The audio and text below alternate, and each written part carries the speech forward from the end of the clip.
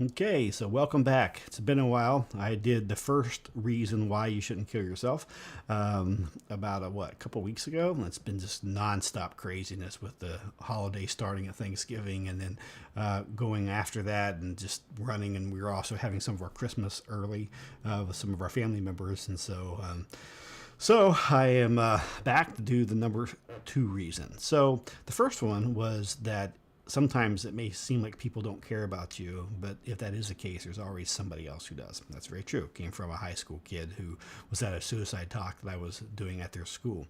The second thing I want to talk about today, though, is that a lot of the second reason why you shouldn't kill yourself is because circumstances change. I don't know how many people I've worked with over the past 30, 40 years who have really been suicidal at some point in their life. I mean, life really sucked. It wasn't just a negative perception. It really was bad at that point. But inevitably, things have changed for a lot of these people. Now, I've had a chance to interview these people years later, walk through life with them, and things got better.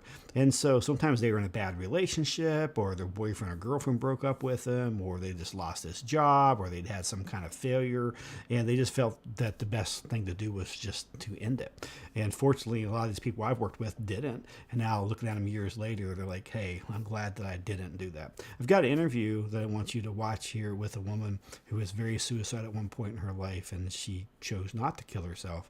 And years later, she's happy and fulfilled and doing very well in life. But I think her story proves the point that we're talking about. And remember this, things can change and do change, but we'll talk about it more after we come back. I'm Eileen, and over 20 years ago, I was very suicidal. I was in an extremely difficult job, and I was requested to dismiss some people. And because of that, I was trying to dismiss some minorities. And the NAACP came after me, and charges were filed against me by the state of California for being prejudiced. And so I began to work with a therapist because of the pressures that were happening and that were bubbling over. And one day I walked in and she said, Eileen, have you ever thought about suicide? And I said, well, as a matter of fact, Saturday I sat with my partner's gun in my hand and I almost killed myself. And so she wanted to know more about that and why. And so I walked through the plan and she said, well, I really should 5150 you. And I said, I don't want that on my record, I'm leaving. And she said, okay, you can leave as long as you're willing to call me the next time if these feelings come up. The only thing that really prevented me from doing it was because I knew that my brother was dying of AIDS. And we had already lost 2 other members of our family to AIDS. And I knew that in that process, my parents would then be without children. And I just couldn't do that to them, even in my major depression. And so when the therapist found out about that, again, she pursued it and found out about it. And so that day at work, I started to get several phone calls. And one of my closest friends called and she said, Eileen, how you doing? And we chatted and she finally said, I'm sensing that you might be considering suicide. And I said, yes, I am. And she had lost her father to suicide. And she said, Eileen, I can't envision a world without you. Please don't do this.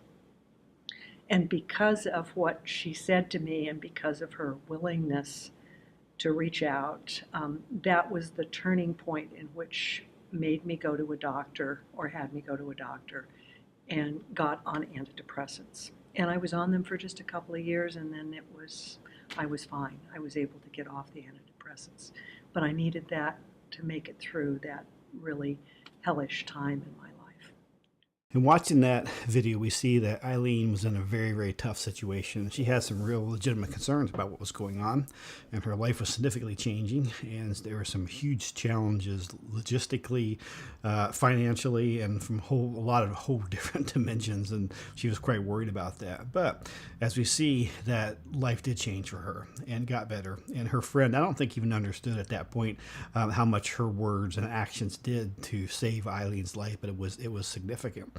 And now Eileen, years later, is doing very well, has not been suicidal again, has found a new mission and a purpose in life, and is doing very well.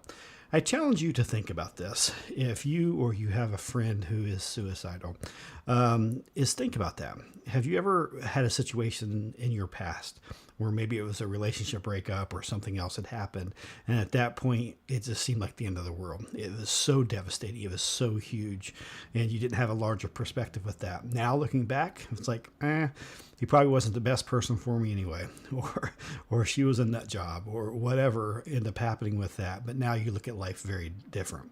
And I want to challenge you to think about your situation you're in right now, or your friend's in. Is it possible that a few years later, even a few days later, that it can seem different? A lot of times what happens, we are at incredible risk during these times, because if we are impulsive, or like we said before, we have easy access to lethal means, in that time of great pain, there may not seem to be any other alternatives. And so you have to keep yourself, you have to keep others safe. But I really want to challenge you to think about it, because there is life outside this event that's happening in your life. And it could be a couple days, a couple weeks, a couple months, years later. It may seem very, very different. I want you to give you hope and to remember that, and try to get a perspective that's larger than your own. And so in these type of situations, I really challenge you to call a suicide hotline, to talk to a friend who you trust, talk to somebody who's older and wiser and smarter than you. It's one of the things that I've always done in my life. My dad taught me that. He's told me is hang around people who are smarter than you. Hang around with people who are better at something than you. Hang around with people who have been through more life experiences than you, because it helps you to have a bigger and a broader and a more in-depth perspective. So step outside yourself and talk to somebody else. I think it'll make a big difference. Sometimes people say once suicidal, always suicidal. And I don't believe that. I'm a prime example of somebody who chose at that point over 20 years to not commit suicide, even though I was very, very close. And yet I know today that there is no way that I would ever consider doing suicide, no matter how difficult life becomes or how difficult the challenges may be. I know that they're only a blip in time. It's just a moment, and that I can weather this, and I now have skills that I didn't have 20, 25 years ago.